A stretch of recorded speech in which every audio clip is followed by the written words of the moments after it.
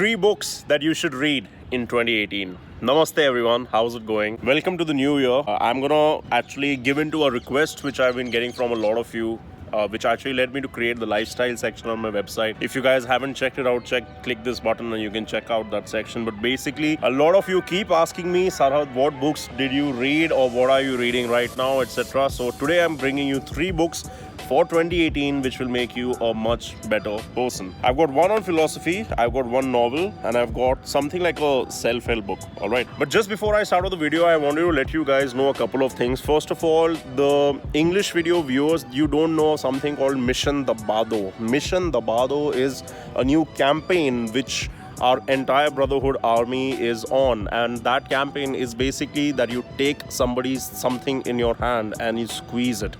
And that something is a mobile phone, and the squeezing is of the subscribe button on this channel. Alright, get 10 of your friends to subscribe to this channel, spread the word, let the message spread, because there's a lot of people who could benefit with the kind of stuff that we talk about over here. So first and foremost, I've got this one, which is The Way of Zen by Alan Watts. Now, I recently got introduced to his books probably around 2-3 years ago, and The Way of Zen is like a very good take on Buddhism and the whole philosophy of Zen, basically. Buddhism and Taoism especially, and he introduces the concept of Zen in a very simplistic yet lucid manner. And I feel that a book like this is kind of good because there's a very good bridge between philosophy and religion when you hear somebody like Watts talk about stuff like that. This book will actually help you understand things like the penis pyramid or the king warrior magician lover kind of theories a bit better, because Watts gets into a few stories from the ancient religions of both Buddhism and Hinduism also. And I feel overall it is a pretty good book, and I read it around 2 years ago. I don't remember much in it. I think it's something which I need to get back to pretty soon. Number 2 would be this fat motherfucker here, alright? This fat guy. This is called Crime and Punishment by Fyodor Dostoevsky, alright?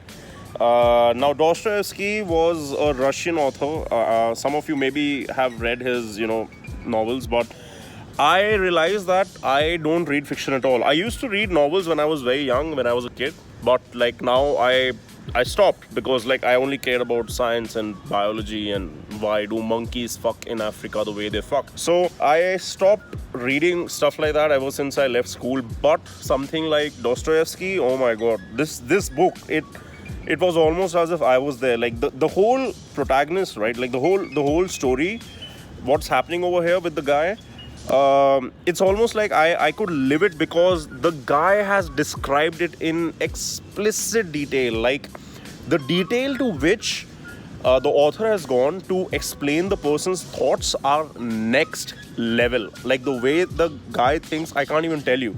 And everything from morality to ethics to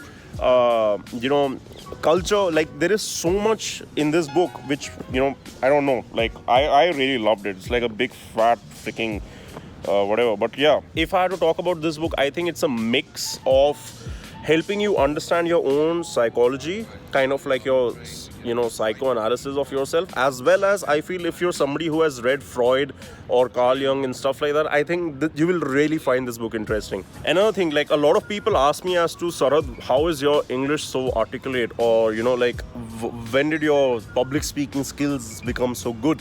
So I'm not sure if I deserve all that praise, but to be honest, this book, this fat guy over here, really good for improving your English. Like if you're somebody who thinks faster than he can talk or write, which is every human being, but like with me it happens at an excessively fast rate, then this book is very good because it will help you form large sentences very well, all right, and kind of organize your thoughts in a better way. So yeah. Third is actually the smaller version of the real book which I read, and that is the pocket version of the 48 Laws of Power. So many of you might already know of Robert Greene. The guy is insane. He's got a bunch of different books called The Art of Seduction, and I think even there even was a successor to this book called The 50th Law, which came out with 50 Cent. Yes, rappers read such books. It's surprising, but it's true.